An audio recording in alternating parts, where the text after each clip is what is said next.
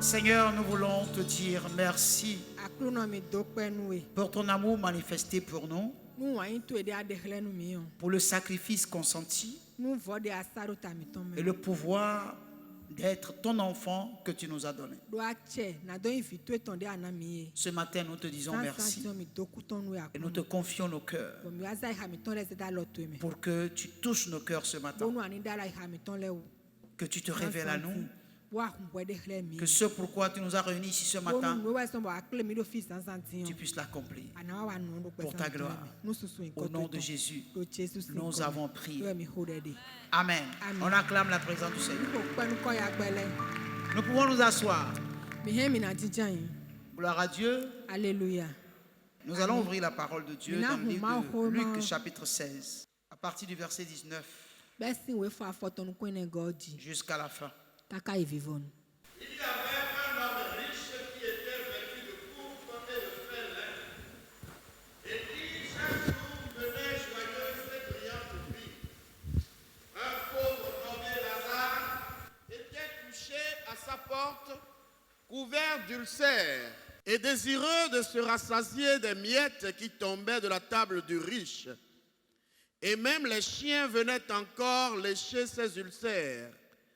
Le pauvre mourut et il fut porté par les anges dans le sein d'Abraham. Le riche mourut aussi et il fut enseveli.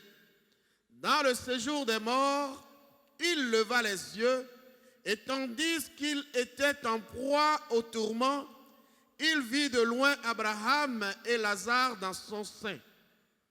Il s'écria: Père Abraham, aie pitié de moi et envoie Lazare pour qu'il trempe le bout de son doigt dans l'eau et me rafraîchisse la langue, car je souffre cruellement dans cette flamme. Abraham répondit: Mon enfant, souviens-toi que tu as reçu tes biens pendant ta vie et que Lazare a eu les maux pendant la sienne. Maintenant, il est ici consolé et toi, tu souffres. D'ailleurs, il y a entre nous et vous un grand abîme, afin que ceux qui voudraient passer d'ici vers vous ou de là vers nous ne puissent le faire.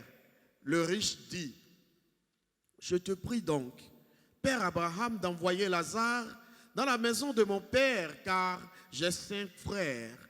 C'est pour qu'il leur atteste ces choses, afin qu'ils ne viennent pas aussi dans ce lieu de tourment. Abraham répondit: Ils ont Moïse et les prophètes, qu'ils les écoutent. Et il dit: Non, Père Abraham, mais si quelqu'un des morts va vers eux, ils se repentiront. Et Abraham lui dit: S'ils n'écoutent pas Moïse et les prophètes, ils ne se laisseront pas persuader quand même quelqu'un des morts ressusciterait. Amen. Bien-aimés frères,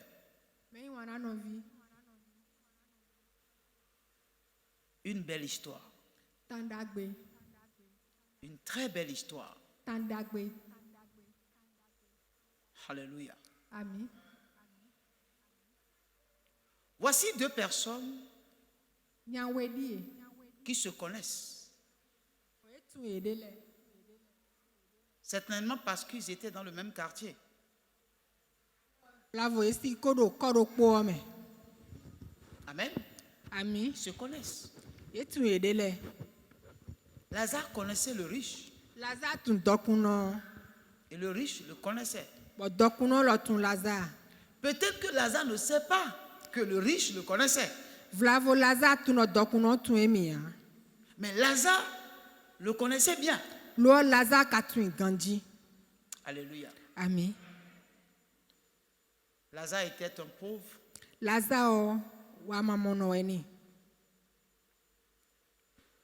Et qui cherchait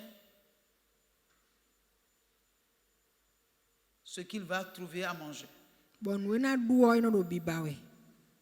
Et des fois, Il se bat avec les chiens pour manger les restes qui sont tombés de la table du riche qu'on jette dans la poubelle.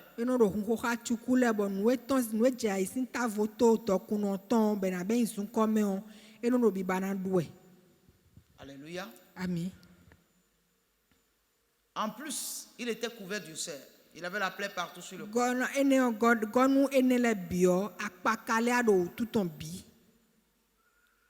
Les riches avaient les moyens. Ils vivaient joyeuse vie. Il y a les fêtes. Il habitait une belle maison. C'est pas mauvais d'être riche. Et ce n'est pas parce qu'il est riche qu'il s'est retrouvé là où il s'est retrouvé. Et ce n'est pas parce que Lazare est pauvre qu'il est allé se retrouver là où il est. Donc, le lieu de tourment n'est pas réservé aux riches et le lieu de paix, de sérénité est réservé aux pauvres.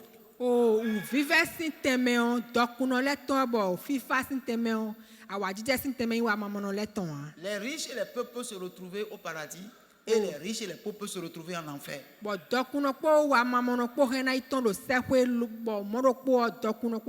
problème, c'est la décision que nous avons prise ici-bas avant de quitter la terre, qui est la chose la plus importante.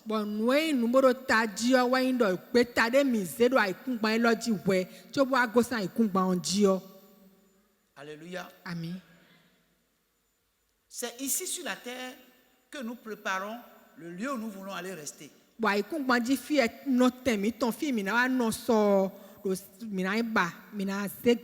Parce que sur la terre, nous sommes des pèlerins, des étrangers. La terre n'est pas notre demeure. Notre demeure, c'est dans la cité céleste.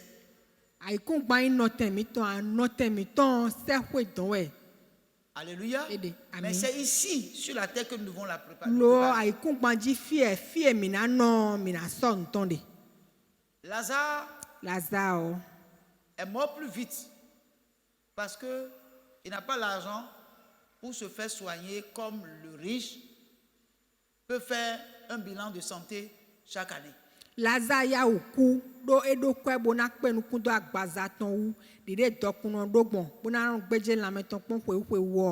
La Bible ne nous a pas dit que Lazare lui a prêché la parole. Ce qui est sûr, Lazare est mort. Avec le temps, le riche aussi est mort. Mais les deux ne se sont pas retrouvés dans un même endroit. Le riche était ailleurs. Lazare était ailleurs. Et Jésus qui nous raconte l'histoire a dit ceci. Que le riche était en proie au tourment. Au tourment. Il souffrait cruellement. Et puis, il lève les yeux. Je ne sais pas si Lazare est au-dessus de lui, où il s'est trouvé, puis il a levé les yeux. Toujours est-il qu'il a vu Lazare quelque part. Il a vu Lazare ensemble avec Abraham. Il constate que là où il est, il y a la paix. Il ne souffrait pas.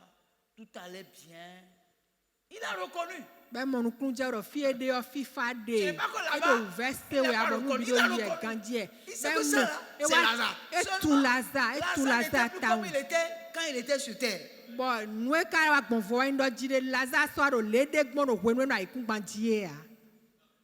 Gloire à Dieu. Amen.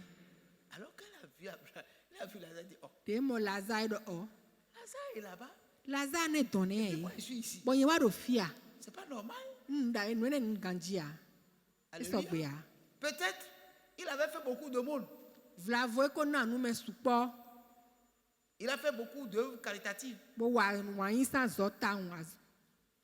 Gloire à Dieu. Amen. Comme ça se fait aujourd'hui, et puis quand on veut donner aux orphelinats, les télés sont obligés de venir pour montrer que on a donné aux gens.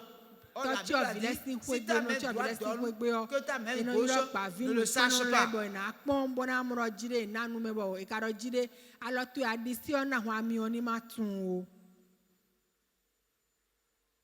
Il dit, ah, ça, si Lazare est là, mais c'est fini. Mon problème sera réglé. Amen. Amen. Et puis il dit, Père Abraham, dis à Lazare. Donne Lazare. Lui et moi là on se connaît. C'est mon voisin du quartier. Il était presque mon ami. Envoie-le vers moi. Il tremble le bout de son doigt dans de l'eau pour venir me rafraîchir la langue. Alléluia. Amen. Je vais passer par ici pour dire à chacun de nous. En enfer, il n'y a pas de climatiseur. Il n'y a pas de congélateur, il n'y a pas de frigidaire.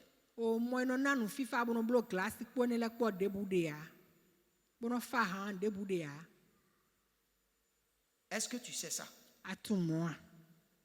Si tu sais ça, ton seul désir doit être d'être là où il n'y a pas de tourment.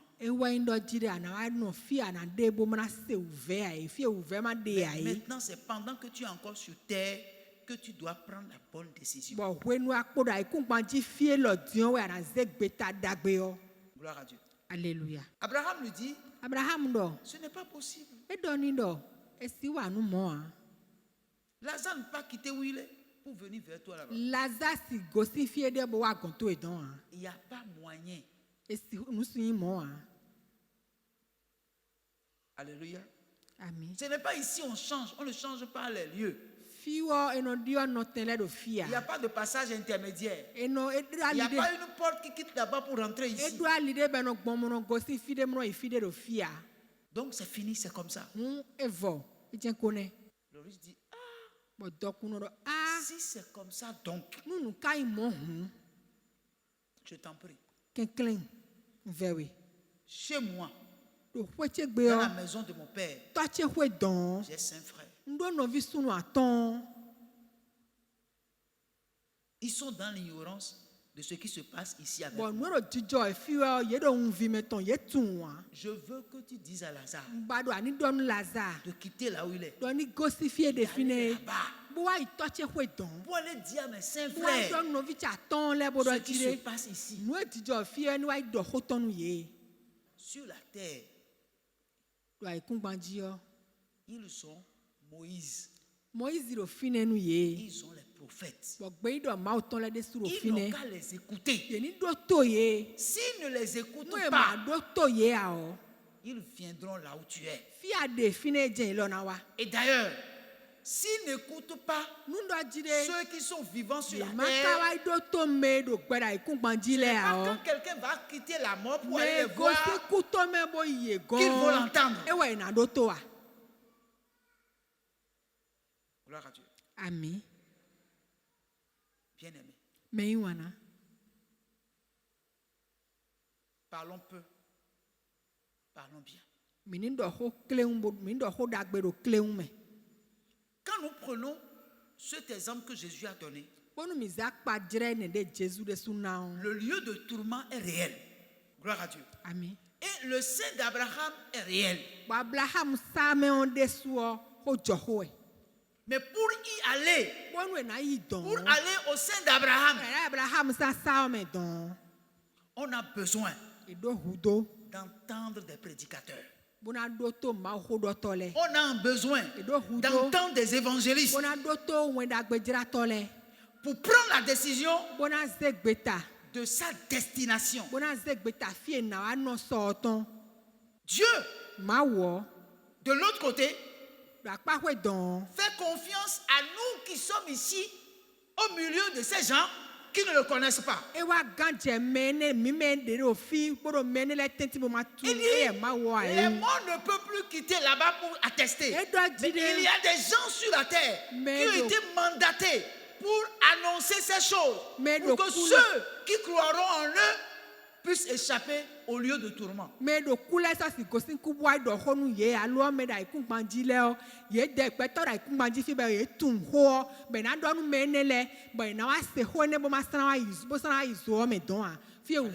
Alléluia. Ça veut dire quoi? Dieu compte sur chacun de nous pour annoncer à ceux qui n'ont pas encore choisi la bonne voie de la choisir par nos prédications. Alléluia. Amen. Je l'ai dit dimanche dernier. Le prix de notre silence. Chaque minute, des gens meurent et vont là où le riche est allé.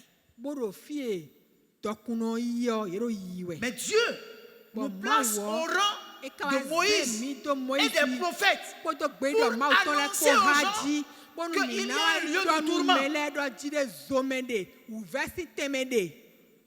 Mais nous gardons le silence. Oh, il a dit, ils sont là-bas, ils n'ont qu'à les écouter. Ils n'ont qu'à les écouter. Romains chapitre 10. À partir du verset 19. Je peux me tromper. Hein. Gloire à Dieu. À partir du verset 14. À 15. Comment donc invoqueront-ils celui en qui ils n'ont pas cru? Et comment croiront-ils en celui dont ils n'ont pas entendu parler? Et comment en entendront-ils parler s'il n'y a personne qui prêche? Et comment y aura-t-il des prédicateurs s'ils ne sont pas envoyés, selon qu'il est écrit qu'ils sont beaux, les pieds de ceux qui annoncent la paix, de ceux qui annoncent de bonnes nouvelles? Gloire à Dieu. Alléluia. Alors, on nous dit, surtout nous qui jugeons les gens. Alléluia. Celui-là, c'est un païen. C'est un païen. Il va aller en enfer. Est-ce que tu crois que la volonté de Dieu est qu'un homme aille en enfer? Est-ce que Dieu veut que les hommes aillent au lieu de tourment? Non, ce n'est pas ce que Dieu veut. La volonté permissive de Dieu est que tous les hommes soient sauvés.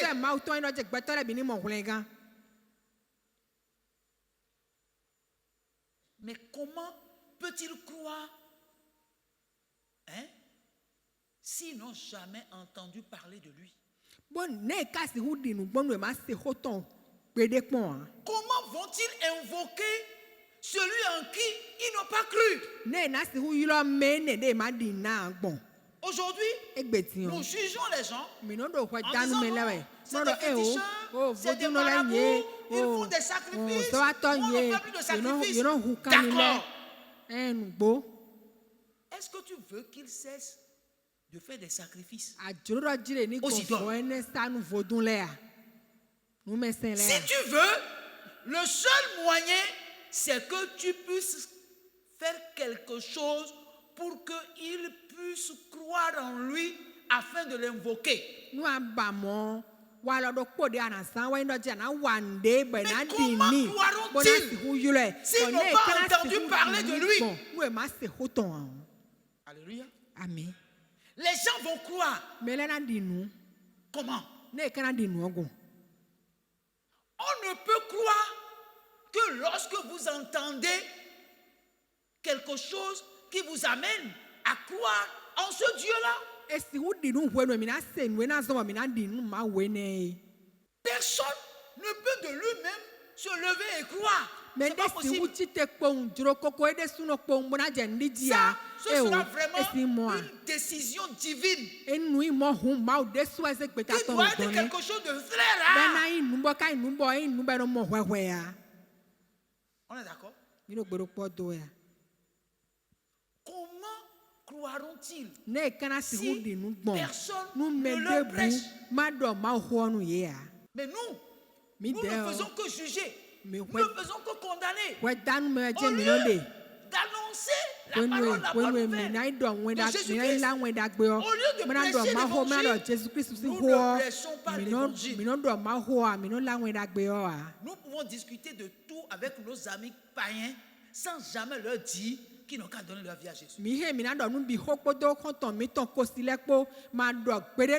des sujets de l'actualité, de la cherté de la vie, de comment le gouvernement ne joue pas bien son rôle, comment le palier de la ménagère est vide. Mais nous n'avons jamais eu l'audace et le courage de dire à ces gens-là, la vie deviendra de plus en plus chère. La solution, c'est que nous donnons notre vie à Jésus. Pour le jour, il viendra nous chercher. Nous parlons des sujets d'actualité. Nous parlons de tout et de rien avec nos collègues, avec nos amis, avec nos parents, avec nos enfants, sans jamais leur dire que Dieu a tant aimé le monde qu'il a donné son Fils unique afin que quiconque croit en lui ne périsse point, mais qu'il ait la vie éternelle. Nous ne sommes pas capables de le faire. Ah, là-bas, Dieu dit aux riches, ils ont Moïse et les prophètes. Ils n'ont qu'à les écouter. Comment peuvent-ils écouter si personne ne parle? Comment peuvent-ils écouter si ceux qui sont appelés à parler gardent le silence? Gloire à Dieu. Amen. Le prix de notre silence. Notre silence est coupable. Parce que les anges n'annonceront pas la bonne nouvelle aux païens.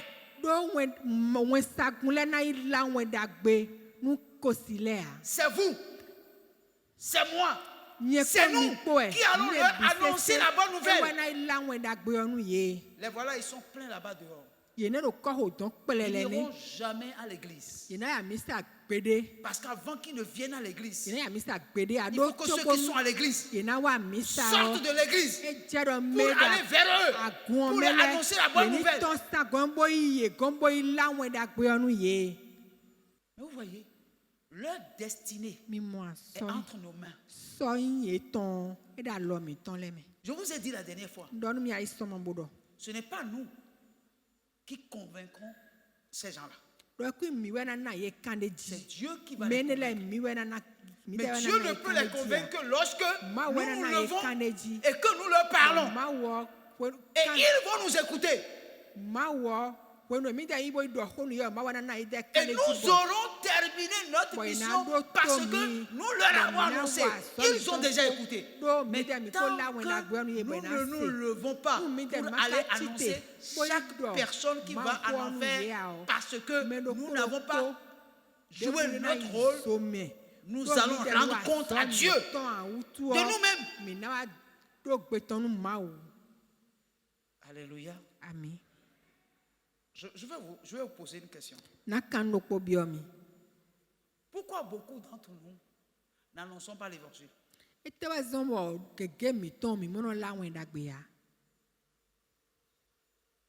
Pourquoi?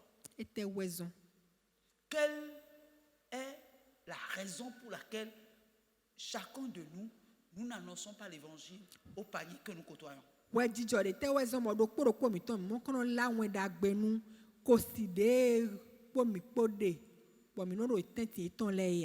Quelqu'un peut me donner une raison? Pour certains, c'est la honte.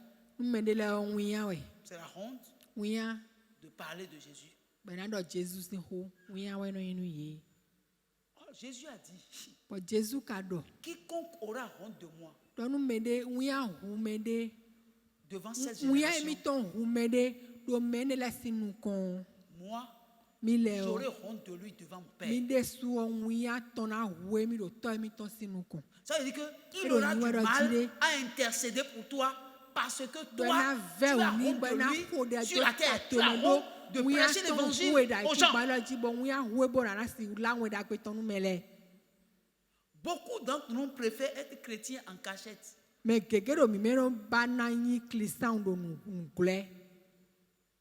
Ils ne veulent pas extérioriser leur foi pour que leurs collègues, leurs amis se moquent d'eux.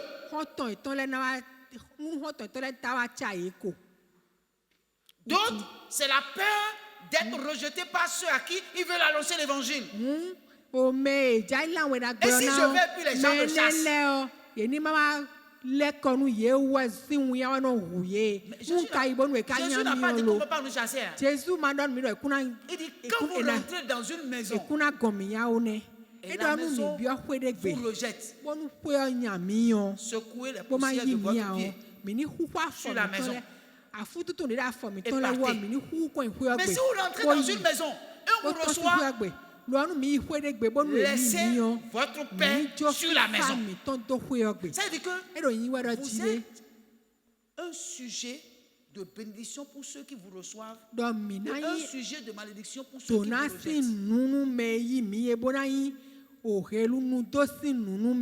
Donc, en réalité, que les gens nous rejettent, ce n'est pas nous qui nous rejettent, mais c'est le Christ qui nous a envoyés qui nous rejette. On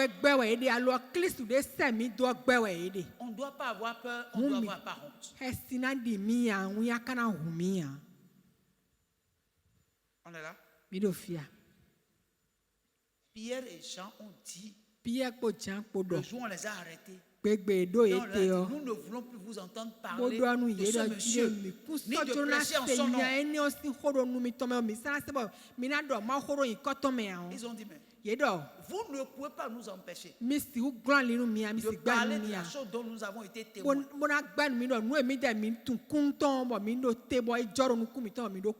pouvez pas nous empêcher. Vous avez fait comment pour nous empêcher? Paul va dire, malheur à moi si je n'annonce pas l'évangile de Jésus-Christ. Donc c'est un danger pour nous en tant que chrétiens de ne pas partager notre foi en l'évangile. Vous-même, vous le savez. Toute personne qui meurt sans Christ aujourd'hui, il va dans un lieu de tourment. Même si c'est ton propre père, ta propre mère. Quand tu as l'occasion de lui prêcher l'évangile, ne le fais pas. S'il meurt, tu dois savoir qu'il va dans un lieu de tourment. Donc c'est un honneur que nous faisons aux païens en leur annonçant l'évangile de Jésus. C'est un honneur. Même s'ils ne le reconnaissent pas, c'est un honneur que nous leur faisons. Le jour où ils vont comprendre et ils vont accepter Jésus comme leur Seigneur, c'est là ils vont dire waouh, ce que tu m'as donné vaut plus que de l'or, vaut plus que le diamant. Le plus beau cadeau que nous pouvons offrir à un ami, à un collègue, à un camarade, à un parent, c'est l'évangile de Jésus-Christ. Vous pouvez construire une maison et donner à votre maman. Si vous ne lui donnez pas Jésus, votre maison que vous lui avez donnée ne vaut absolument rien. Que sert-il à un homme de gagner le monde entier s'il perd son âme? Est-ce que nous réfléchissons à ça? Est-ce que tu seras fier de voir ton ami dans le lieu de tourment? Tu seras heureux de voir ton mari ou ton épouse dans le lieu de tourment pendant que toi, tu es dans le sein d'Abraham. Quelle sera ta réaction? Puisque en lisant ce passage-là, j'ai compris qu'on va se connaître. On va se connaître. Si je vois l'évangile Sian, je dois savoir que ça, c'est lui, ça.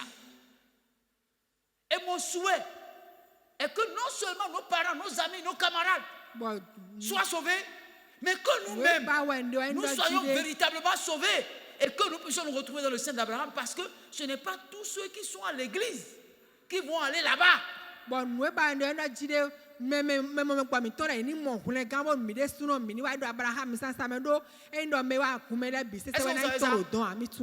n'est pas tous ceux qui sont à l'église qui vont aller là-bas. Parmi nous, il y a des panneaux indicateurs, il y a des racoleurs. Ils indiquent aux gens le chemin du ciel, mais eux-mêmes, ils ne veulent pas aller. Gloire à Dieu. Alléluia.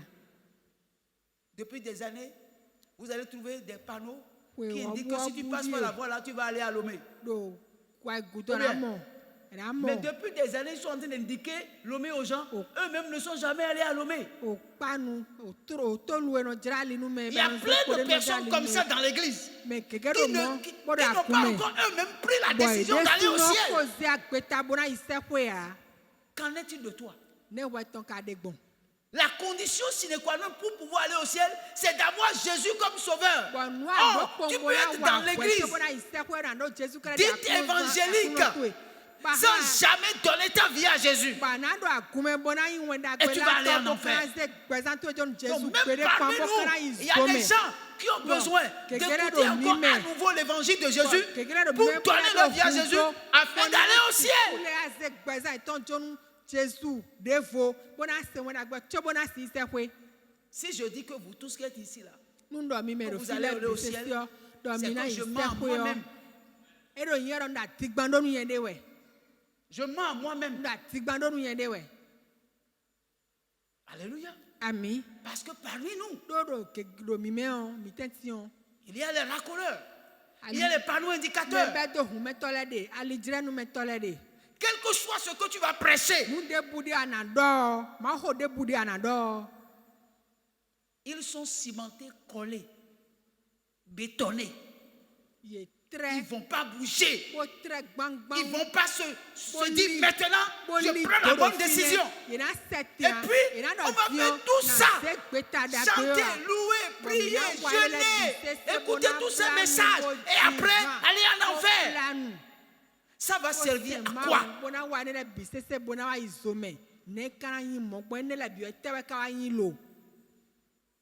Alléluia. Amen. Il y a des gens qui n'aiment pas qu'on presse sur ces choses. Tu es amour.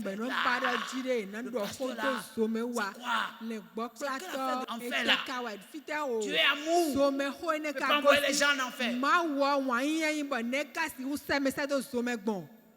Le riche là dont on parle, il est où? Est-ce que c'est mon histoire? C'est Jésus qui a raconté l'histoire. Ça dit que malgré qu'il soit amour, il nous dit qu'il y a des gens qui vont se retrouver dans les lieux de tourment. Il a les prophètes. S'ils n'écoutent pas Moïse et les prophètes, ils vont venir là où tu es.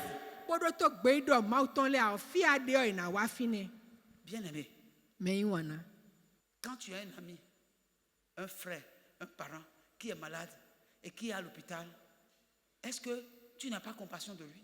Est-ce que tu ne te lèves pas pour aller le visiter?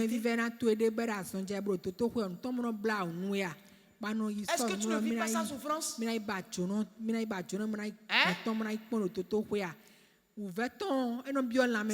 compassion que tu as pour quelqu'un qui souffre dans la chair devant toi, c'est la même compassion que tu vas avoir pour quelqu'un qui est en bonne santé mais qui n'a pas Jésus.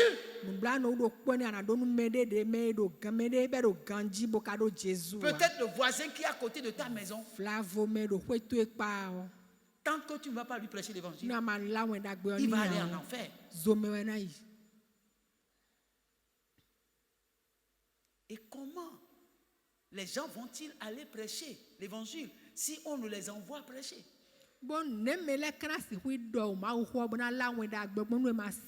C'est pourquoi Jésus a dit allez, allez partout le monde, prêchez la bonne nouvelle. Allez. Nous avons reçu la commission d'aller.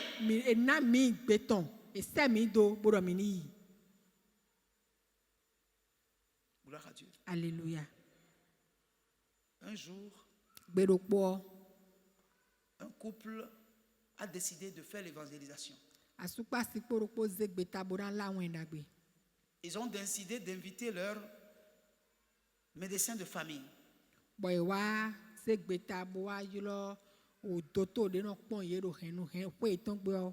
Et ils l'ont invité, lui et sa femme, à un dîner à la maison. Ils ont tout apprêté. Et le docteur est venu. Il est resté assis.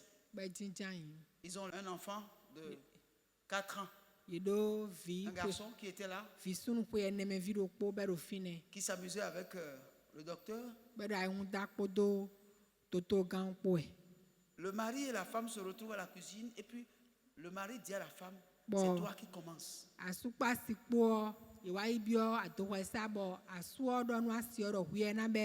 Et la femme dit non, c'est toi qui commences. Jusqu'à ce qu'ils sont allés à table.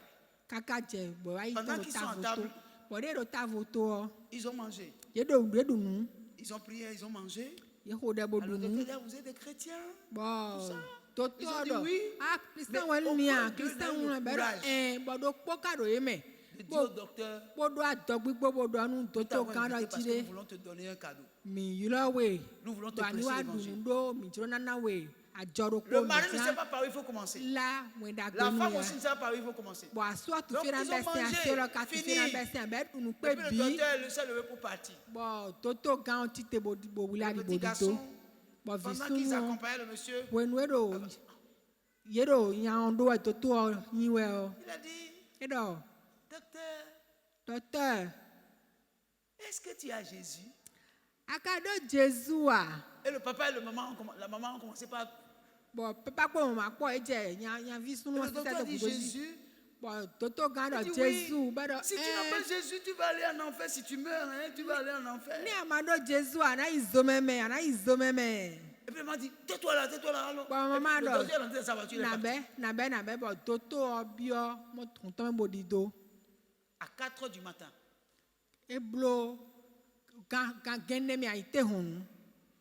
Ils ont entendu gling, gling, gling, gling. Qui peut venir nous visiter à ce pareil? Ils ouvrent la porte. Ils voient le docteur devant leur maison. Il dit, bon, quand je partais, votre enfant a dit quelque chose. Quand je suis rentré à la maison, je ne pouvais pas dormir. Et c'est pour ça que je suis revenu pour que vous m'expliquiez de quoi il s'agit. Et la nuit, là, à 4 heures du matin, ils lui ont prêché l'évangile. Il a donné sa vie à Jésus. Le dimanche qui a suivi, il les a suivis pour aller à l'église. Les gens pensent que c'est beaucoup de paroles, c'est la prédication qu'il faut faire pour que les gens donnent leur vie à Jésus. Non, ce n'est pas la prédication. Les gens disent, qu'est-ce que je veux dire? Non. Le petit a déjà tout dit. Est-ce que tu connais Jésus? Il dit Jésus? Il dit oui. Si tu ne le connais pas, tu vas aller en enfer. C'est tout. Ce que les parents n'ont pas pu faire, mais en l'invitant au dîner, le petit l'a fait. Ce n'est pas nous qui allons convaincre les gens.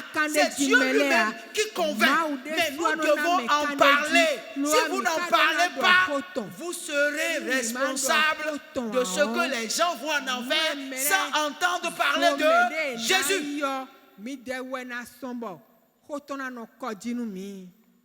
Bien-aimé, je m'arrête là pour aujourd'hui. Alléluia. Amen. Donc chacun de nous est responsable de ce que ses amis, ses camarades s'en vont en enfer sans donner leur vie à Jésus. Parce que la seule personne qui peut détourner quelqu'un du chemin de l'enfer, c'est Jésus. Celui qui a le Fils a la vie. Celui qui n'a pas le Fils n'a pas la vie. C'est point fini. Ce n'est pas celui qui a l'église. Ce n'est pas celui qui a la dénomination. Celui qui a le Fils a la vie. Celui qui n'a pas le Fils n'a pas la vie. Alors frère, nous sommes coupables. Notre silence est coupable. Le prix de notre silence, c'est que les gens vont en enfer.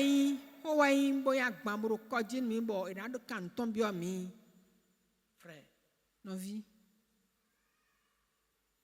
que cela reste sur notre conscience. Que nous puissions en faire ce que nous voulons. Mais j'ai déjà dit ce que j'ai à dire. Plein de gens sont dans ce quartier qui ne peuvent pas venir adorer le Seigneur avec nous parce qu'ils ne savent pas ce que nous faisons dans cette salle. Gloire à Dieu. Alléluia. Alors bien aimé, il est temps que nous nous levons, que nous décidons de partager l'évangile. Je vous dis, quand nous nous lèverons et nous allons commencer, nous serons étonnés du résultat. Et nous serons étonnés des témoignages que les gens vont donner. Nous serons étonnés de la puissance de Dieu que Dieu va dégager au travers de notre vie. Parce que des gens vont recevoir la guérison au travers de l'évangile que nous leur annonçons. Ne restons pas assis. Nous sommes déjà prêts. Levons-nous et allons communiquer l'évangile. Vous l'avez reçu gratuitement. Allez donner gratuitement. Tu vas te lever sur tes pieds. Je vais inviter l'évangéliste Yann pour prier par rapport à ce que nous avons entendu. Demander la grâce et la faveur de Dieu sur nous tous, afin que le ministère de l'évangélisation puisse trouver place dans nos cœurs. Levons nos mains. Éternel Dieu de gloire, nous te disons merci. Papa, ta parole dit que c'est de l'abondance du cœur que la bouche parle. Père, je prie afin que tu remplisses tellement nos cœurs que nous n'ayons pas de choix que de parler de toi. Papa, je te prie afin que tu remplisses toutes les parties de notre être, afin que lorsque nous nous tenons en face de quelqu'un, Éternel, que ça sorte même sans faire exprès, au nom de Jésus. Père, je prie afin que tu fasses de nous des hommes et des femmes qui avons l'amour de ta parole en nous. Papa, je prie afin que tu fasses de nous des hommes et des femmes qui avions envie de parler de toi. Éternel, fais de nous des évangélistes. Fais de nous des hommes et des femmes évangélistes. Dans le nom de Jésus. Père, je prie afin que tu nous donnes de l'audace, que tu nous donnes le courage. Papa, que nous ne pensions pas à nous-mêmes lorsqu'il s'agit de parler de toi, mais que nous pensons à ton royaume. Que la compassion qui t'anime nous anime dans le nom de Jésus. Et Père, je prie afin qu'à chaque fois que nous parlons, que ce que ta parole dit se manifeste dans le nom de Jésus. Que lorsque nous parlions, Seigneur, qu'il y ait des résurrections. Que lorsque nous parlions, Seigneur, qu'il y ait des délivrances. Que lorsque nous parlions, Seigneur, qu'il y ait des guérisons. Que lorsque nous parlions, Seigneur, qu'il y ait des miracles. Que lorsque nous parlions, Seigneur, qu'il y ait des prodiges. Que lorsque nous parlions, Seigneur, que ton esprit se manifeste. Au nom de Jésus. Éternel, nous te disons merci. C'est dans le précieux nom de Jésus nous avons prié.